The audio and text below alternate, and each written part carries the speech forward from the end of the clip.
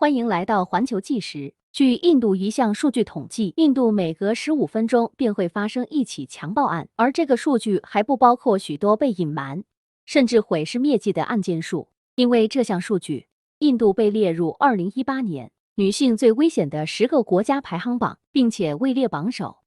是什么让4大文明古国之一的印度变成一个强暴大国？这跟印度女性的地位有很大关系。2020年，印度的一名议员发表骇人听闻的言论：任何一名被强暴的女性，如果有点自尊，就该自己去死。如果这话放在其他发达国家，该名议员立刻便会驱逐甚至入狱。但是在印度这个奇葩国家，却有一大票人支持他，其中不仅有男性，还有作为受害者的女性。有记者从深至浅的逐一采访过印度人民，强暴犯认为Look about sayada di medala di hip kiri Ulaki say goda。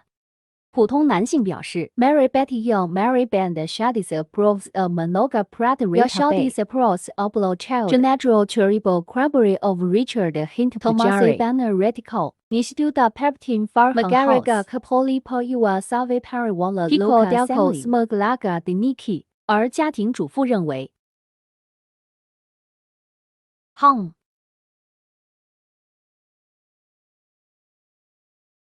印度全体上下都在贬低女性，为男性着想，所以该国强暴案频发，不无道理。而在这种女性卑微思想的引导下，他们做出的事情更加惨不忍睹。据印度著名影星阿米尔汗调查表示，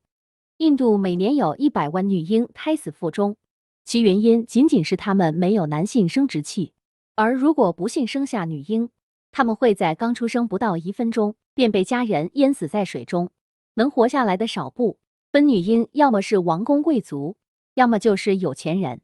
或者家中实在后继无人。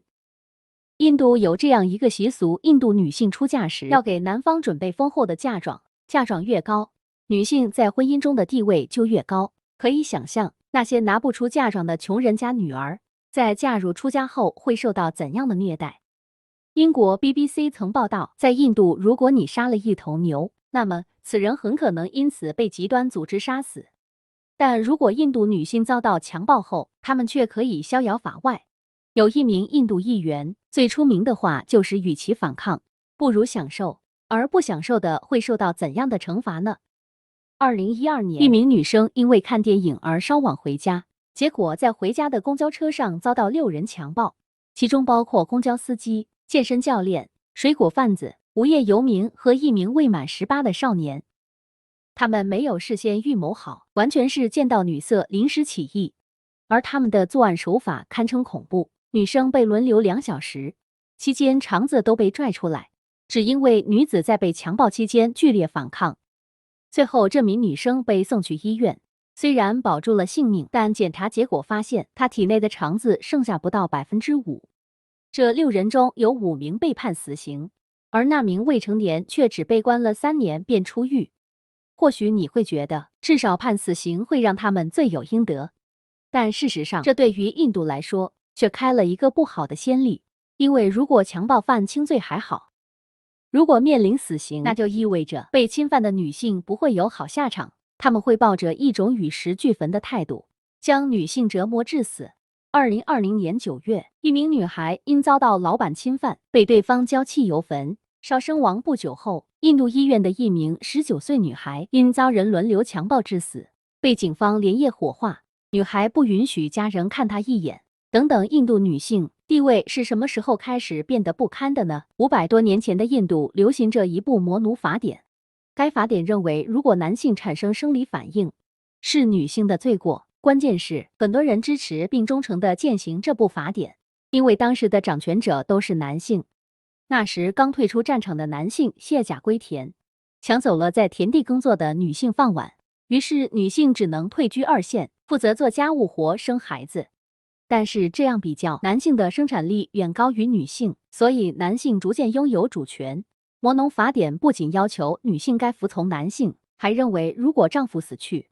寡妇应该被火化陪葬。印度美兰加尔古堡有一道门，上面共有31只橙色手印，这些手印可不是工匠的突发奇想，而是31名女性临死前按下的遗物。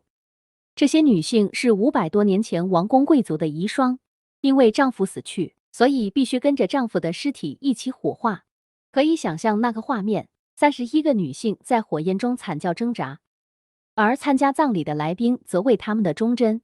鼓掌祝福。这种送死仪式还有一个专门的称呼——萨布。一开始，女性必须自愿才会被执行萨蒂，但随着印度人对萨蒂的吹捧，女性只能被强制执行。这跟我国的殉葬制度有很大差别，毕竟陪葬的只是皇帝的妃子，不会殃及他人，而印度的萨蒂却是整个印度社会都在效仿这种残酷的制度，直至和尚们的出现才稍有缓和。因为和尚奉行的是众生平等，不过后来和尚们被打压，代表摩奴法典的教派死灰复燃，重拾男尊女卑的传统。不过随着印度逐渐接受外来文化，当地女性已经深知印度这种传统的畸形程度，无数人站出来为女性发声，其中便包括印度国宝级影星阿米尔汗。阿米尔汗专门开创了一个节目，名为《真相访谈》，节目中会无情揭露印度的各种残酷现象，每一集都能让印度人灵魂颤抖。但该节目从开播至今便收到很多死亡威胁，其中有相当一部分人仍然坚守旧制。直到现在，印度仍然是女性最危险的地方之一，外来女性在该国被强暴的案例不在少数。印度若想改变人们的固有观念，或许需要数十年的变革才能做到。